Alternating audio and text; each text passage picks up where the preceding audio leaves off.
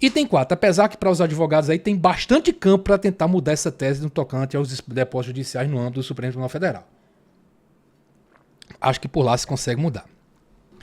Item 4. Ainda sobre contribuição sobre o lucro líquido e RPJ. Incentivos fiscais de ICMS e base de cálculo. Veja, essa tese aqui tem algumas questões mais técnicas que a gente tem que tomar cuidado para conseguir analisar. Veja só, preste atenção aqui porque a gente vai precisar agora de um raciocínio mais aprofundado. É o seguinte, existem vários tipos de benefícios fiscais do ICMS, certo?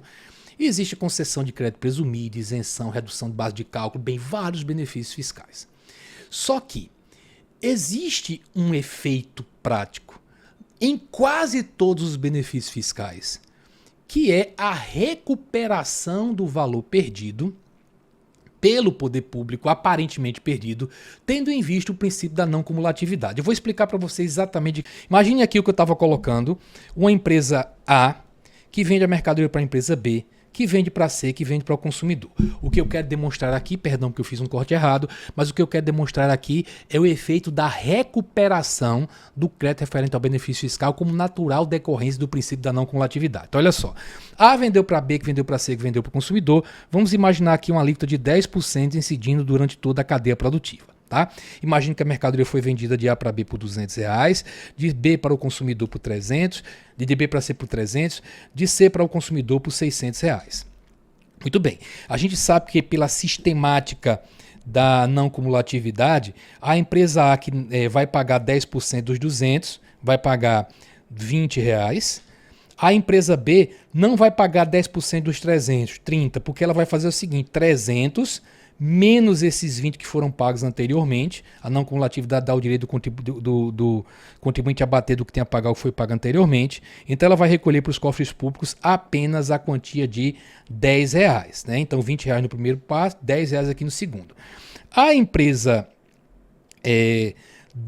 a empresa C, perdão, não vai recolher 10% de 600, os R$60. Ela vai recolher isso menos os R$30. Abate 30 e não 10, tá? Porque ela tem direito a abater tudo que foi pago nas operações anteriores.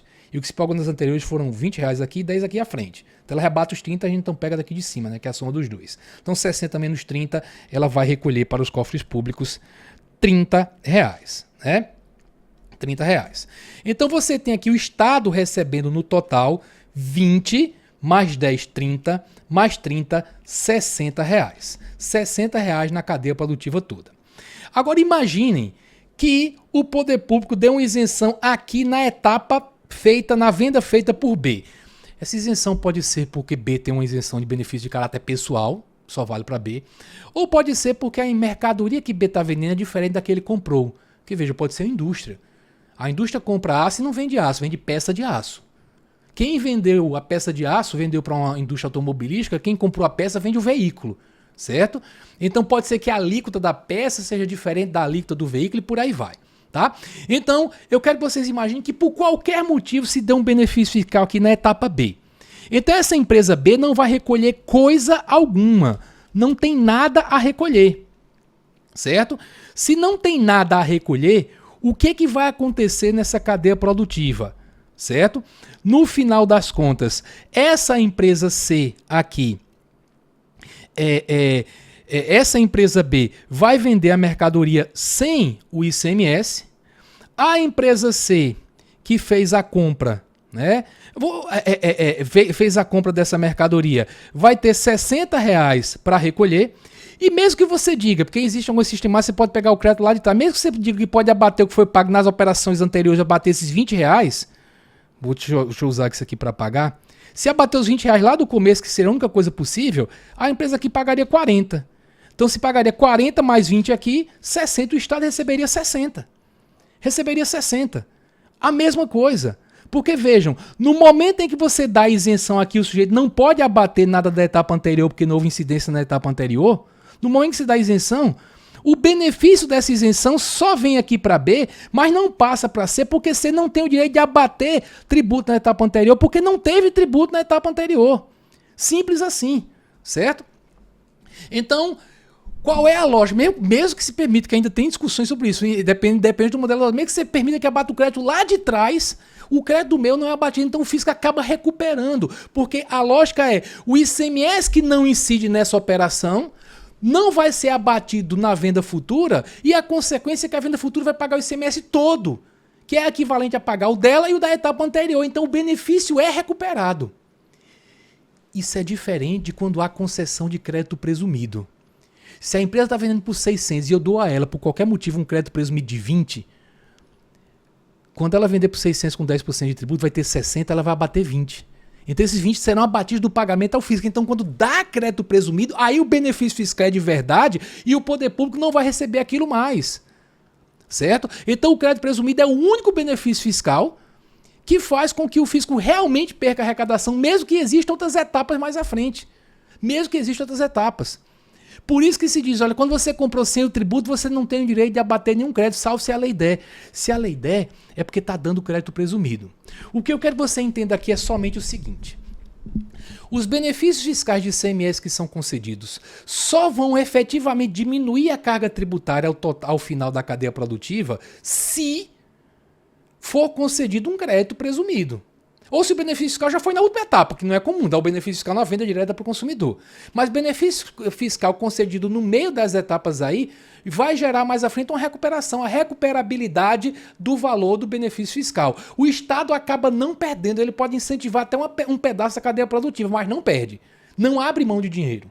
Já no caso de crédito presumido, o Estado efetivamente abre mão de dinheiro e realmente, nesse caso, você tem um benefício fiscal que desonera a cadeia produtiva. Ponto. Isso tudo que eu estou falando aqui foi analisado pela STJ nessa decisão que nós estamos comentando. Por que ele analisou isso? Porque o STJ tinha decidido lá atrás, no tocante a crédito presumido, que como o Estado está dando benefício fiscal de verdade, em que abre mão de recursos, o poder público União não poderia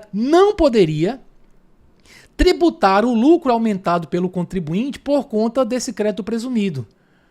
Porque se ele fizesse isso, a União estaria comendo para si um pedaço do benefício fiscal. E isso agrediria o pacto federativo. Certo? Então decidiu isso para o benefício fiscal de crédito presumido. Repita a exaustão, exclusivamente para crédito presumido. Aí chegou agora o STJ a tentativa de aplicar o mesmo raciocínio no tocante aos outros benefícios fiscais, principalmente o caso de isenção. Então, se o Estado deu o benefício de isenção, o poder público não poderia tributar o aumento de lucro do sujeito por conta dessa isenção, pelos mesmos motivos. Aí o STJ, a primeira coisa que ele disse foi, olha, é diferente. E diz que é diferente fazendo exatamente a análise que eu fiz aqui, que eu espero que você tenha entendido. Benefício fiscal de verdade em que o Estado perde arrecadação só crédito presumido. Não podemos analisar os demais benefícios sob a mesma ótica. Então, em tese, seria possível sim o poder público dizer, olha, você não tem direito de abater o benefício fiscal não. Até porque teve um ministro que falou uma coisa muito interessante. Ele disse, peraí.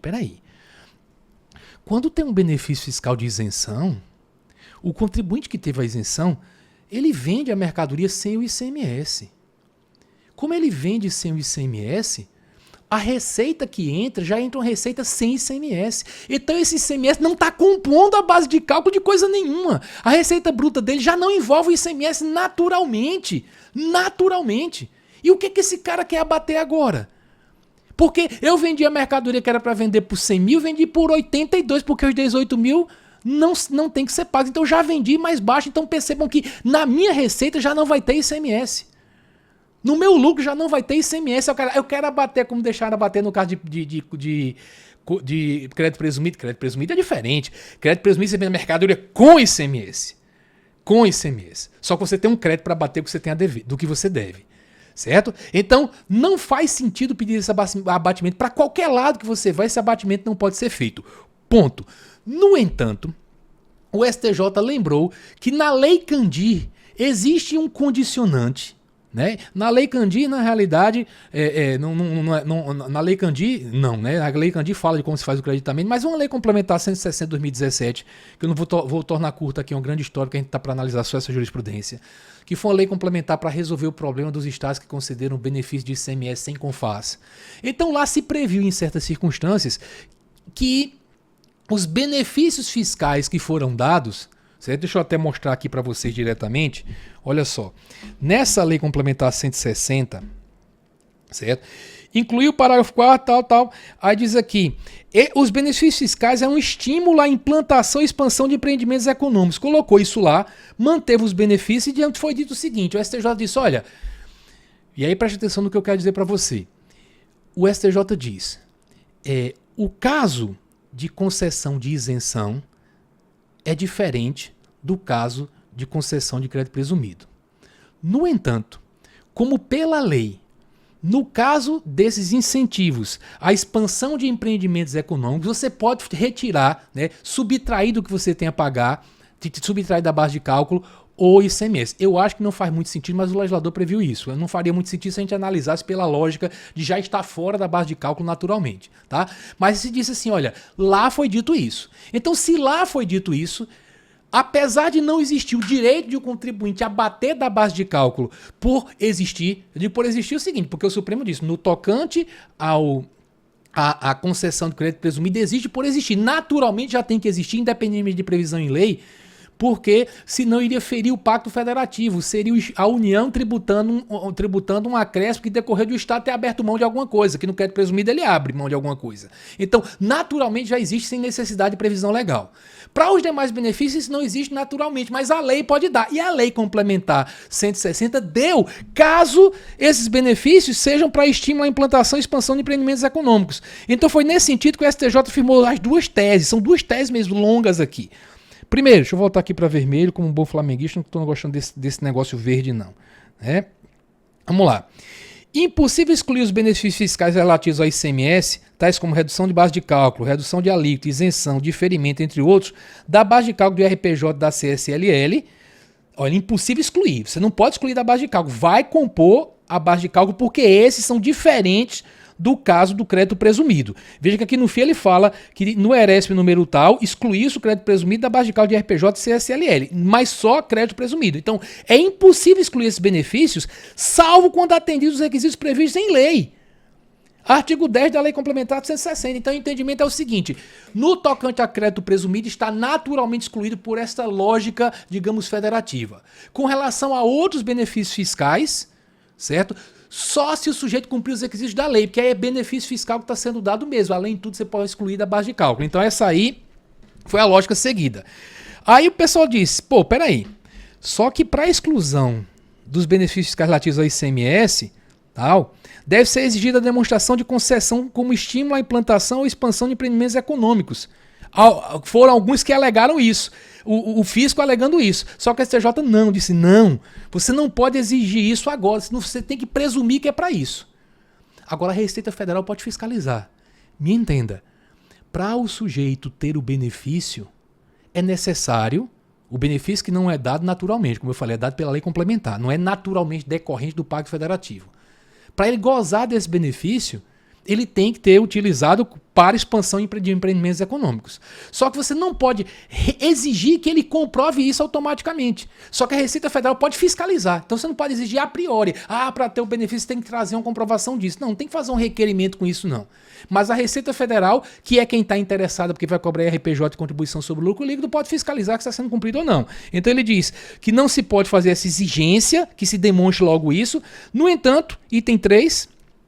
Considerando que a Lei Complementar 160 inclui esses parágrafos, sem, entretanto, revogar o disposto do seu parágrafo 2º, a dispensa de comprovação prévia pela empresa de que a subvenção fiscal foi concedida como medida de estímulo à implantação ou expansão do empreendimento econômico, não obsta, não impede a Receita Federal de proceder ao lançamento de RPJ-CSLL se em procedimento fiscalizatório for verificado que os valores oriundos do benefício fiscal foram utilizados para finalidade estranha à garantia da viabilidade do empreendimento econômico. 3 coisas têm que ficar aqui lembradas. Primeiro, há uma decisão que ainda depende de qualquer outra lei no tocante à concessão do crédito presumido. O benefício fiscal assim concedido para o ICMS faz com que o valor do benefício tenha que ser excluído da base de cálculo de CSLL e contribuição sobre o lucro líquido. Tem que excluir independentemente de previsão legal. E isso não vale, segundo ponto que vocês têm que lembrar, não vale para os benefícios fiscais outros, como isenção e outros bichos, certo? Não vale. No entanto, isso não impede a aplicação do dispositivo da Lei Complementar 160, que nos casos em que isso estimula a implantação ou expansão de empreendimentos econômicos, existe um benefício fiscal, então dado pela lei. Só que como existe esse requisito, a Receita Federal pode verificar se isso está sendo cumprido ou não. Só não se pode exigir previamente. Para você gozar do benefício tem que comprovar isso. Não, a Receita que tem que ir atrás. O ônus da prova é do poder público, beleza? Essa aqui é uma decisão mais técnica, eu sei, um pouco mais chata, mas também tem sua importância.